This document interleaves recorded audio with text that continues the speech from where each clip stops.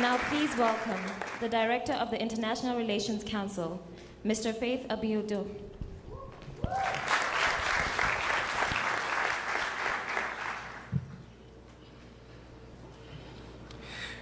Distinguished delegates, advisors, and our most esteemed guests, I'm extremely delighted this evening to welcome you all to the third session of the African Leadership Academy Model African Union Conference.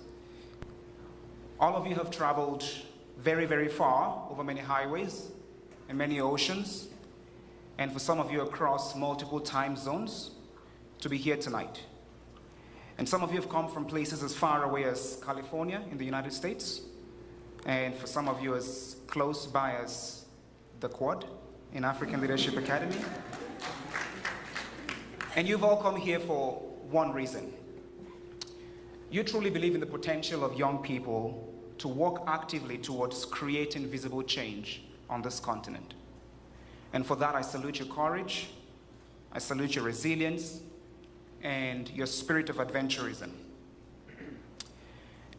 ALAMAU is a unique conference, not because it brings together young people from all over the world to Johannesburg in March every year, not because these same young people are placed in very high-pressured environments in the world of diplomacy where you are expected to deliver high-level resolutions to solve issues that are perhaps beyond your scope of knowledge. And actually, the uniqueness of ALAMAU is not even in the fact that it is an almost entirely student-driven conference led by teenagers who are themselves students of global affairs and African development, and often in the same situation as the delegates who we have at the conference this year. In my opinion, the true uniqueness of ALAMAU lies in the fact that young people like you are radical enough to believe that the results of your diplomatic explorations this week can indeed transform Africa. You are radicals. Because for all we care, this conference could be happening anywhere across this continent. It could be facilitated by any other group of young people like yourselves. And we could be discussing these exact same topics anywhere across this continent. And I believe the results will be the same if every participant, whether here or somewhere else, truly believes in their hearts that the outcome of their work can change this continent and that each of you has a role to play in making Africa a better place. Now, when I stood on this stage in April 2014 to welcome the first set of delegates to ALAMAU, I was deeply inspired by our conference theme that year, Shared Challenges, Common Solutions. And in my speech that day, I highlighted the fact that the story of our continent is very largely the same. Whether you find yourself on the coastal side of Tunisia or in the world's largest refugee camp in Kenya, we all deal with the exact same challenges. And it's only by working together that we can hope to develop solutions that will transform the daily realities on our continent. At last year's conference, we were very enthusiastic about moving from potential to action, because too much has been said about the potential of Africa. Too much has been said about the fact that we have some of the fastest growing economies in the world. Too much has been said about the fact that our natural and our human resources are the envy of the world. But these promises do not reflect in the day-to-day realities of the woman who walks 10 kilometers every morning to fetch water for her family's needs. Often with the scars of a man's traumatizing abuse on her mind and her body. This promise does not reflect in the daily experiences of the young boy who has to decide between a lifetime of working on his family's farmland and continuing his education. And this promise certainly does not reflect in the eyes of the young girl who finds herself traded off early for marriage to her father's friend when she has barely learned the letters of the alphabet. Across Africa, we still suffer from the exact same challenges today. And indeed, as we gather here tonight, we are the cream of the crop of Africa's youth potential. We are joined also by our friends from all over the world. We're very much aware that this conference is a dream that is denied to many. I feel terrible making this speech tonight, knowing that Laila Happy from Rwanda was unable to travel with her colleagues today from International School of Uganda simply because she holds a Rwandese passport.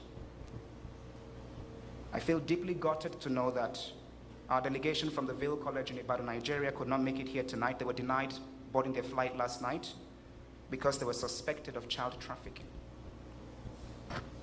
even though they had the proper documentation. And I feel very sad for a delegation from Heritage Homeschool in Nigeria that has also had a really traumatizing, really tough time trying to get their visas for this conference. I got an email from the advisor a couple of minutes before I came up saying he feels sad watching a social media feed, seeing where his students should be.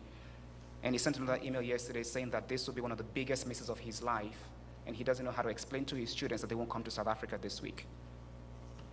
There are many people across this continent who are as smart as you are, who for some reason, the challenges of being an African have deprived them from being here tonight. And even for those of us who are here, we finally made it. Our participation at this conference is severely hampered yet again by the realities of the country in which we live. Just this morning, we received a security briefing that there are ongoing protests just a few minutes from here in the Zanzibar settlement. And several of you who are coming from Glenbourne Lodge have had diverted routes. Our keynote speaker, Nelide Megid, being caught in the exact same headaches. Why were they protesting? What was the problem? Citizens of South Africa, for the past 1 week in the Zanzibar settlement, have been denied access to electricity.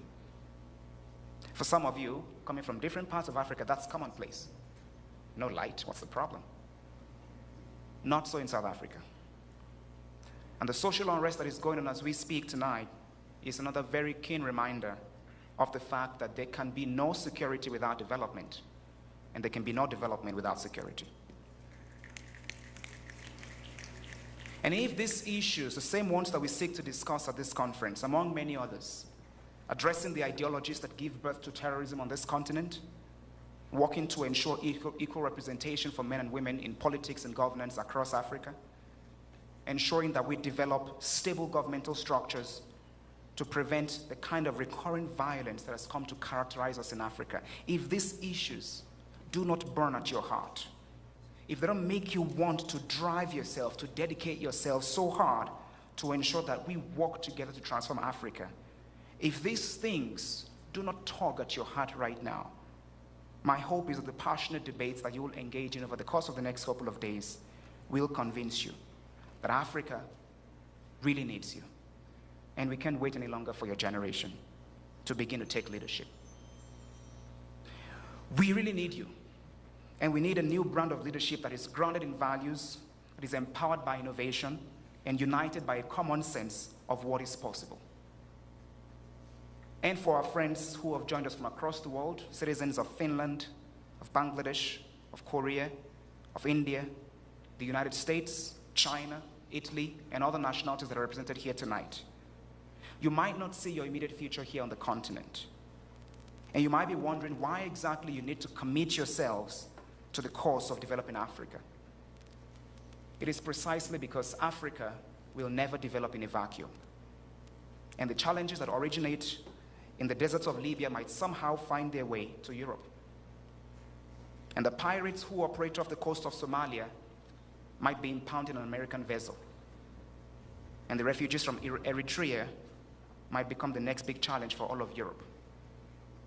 We are all connected by the same struggles, and we must work together to develop solutions to each of these challenges. Finally, I hope that you plug yourselves very strongly into the demands of the next few days and give everything that you've got, because Africa really needs you, and we simply cannot wait. And I look forward to seeing your work this week, and I look forward to seeing the delight on your faces when you finally pass your resolutions. Thank you very much, and God bless you.